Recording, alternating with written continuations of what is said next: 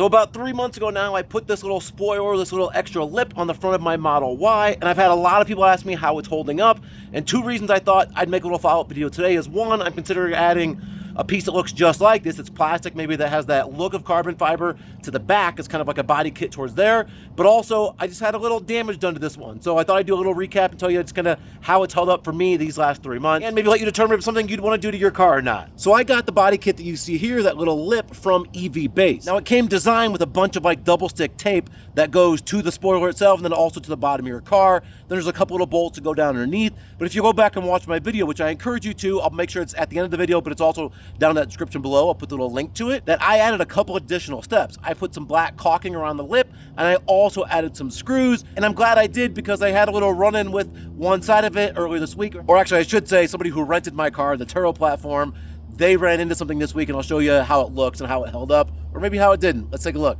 So the guest that had my vehicle was honest about it, and they said that they hit a little parking bollard, which is part of the downside of having this little lip, is you do now set lower to the ground, and even the simplest things like a parking concrete block that would keep you from rolling into a building or into another spot would potentially hit this. And you can see here as I'll come in close that they actually scraped it up pretty good. And to be totally honest, I hadn't looked at it a lot in recent days, so it's possible that someone else in addition had ran to it, but I'll show you what it looks like here.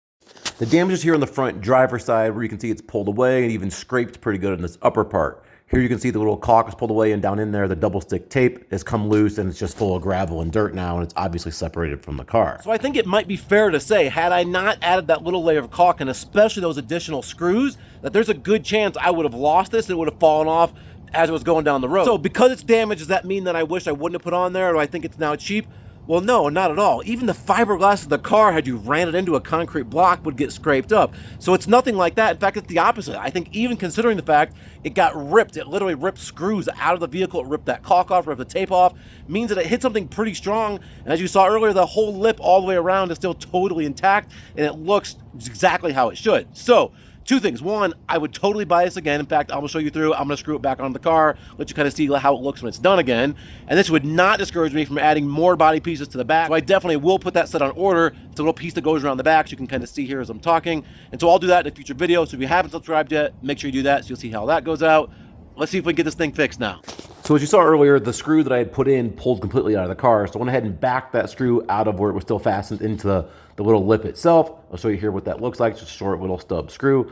And then I went ahead and pulled all the extra silicone loose that I put on there earlier because I wanted to create a nice clean base to put it down with. Then I put that screw I pulled out back in, just obviously in a slightly different spot. Then went ahead and added a second screw just for good measure. And then back to the old silicone, which again is not necessary, but hopefully you just saw this video and how important it was. It just really serves a lot of purposes. It makes sure no extra little dust and dirt gets in there. Make sure you don't have any flapping in the wind as you're moving down the highway at really high speeds. It just really helped it all tie together the look too. All right, then once it's smoothed out, here's what that looks like all the way up and down the car. Good as new. So a couple quick notes and recap. Am I happy with this product 3 months in? Very much so. I love the way it looks. It helped to stand out from all the other million Tesla Model Ys out there on the road. And it actually has held up really well, despite the fact somebody ran it into a little concrete block, at least if not more. But as far as, is this something that you'd want to adapt to your car or not? I guess you have to ask yourself, how aggressive of a driver are you? How dangerous are you? How many potential things would you run into? Because you are lower all the time. Do you have teenage kids driving your car? Do you rent your car out occasionally, or is it just you? Are you on paved roads? You're willing to be careful? If those latter are the yes, you know you can be careful, then I think it's a cool little addition. But if the previous ones, then maybe it's not the right fit for you because it does fit lower. And then I will finish by saying I would highly recommend adding a couple of your own little screws, and potentially for looks and for sealant, that little layer of black silicone all around the car, I think made a huge difference and really helped me out when I ran into something. So hopefully this helps. The many of you that have asked how this has held up over the time, hopefully that's a good answer for you. It's enough that I'm definitely gonna add more little body kits, including one next on the rear bumper. Make sure to subscribe to see how that goes. As always, thanks for watching. I'll see you guys in the next one. And for what it's worth, if this little body kit is of any interest to you, I'll leave the little link where to get it down below in the description. And if you use my channel name, Carisma, you can jump on the site EV Base where I got this. And when you're on that site, which is EV Base, it's where I got it from, if you use my channel name, Carisma, they'll give you a little bit of a discount, up to 20% or sometimes even more if you use that as like a promo code at checkout, kind of help you out in that price a little bit.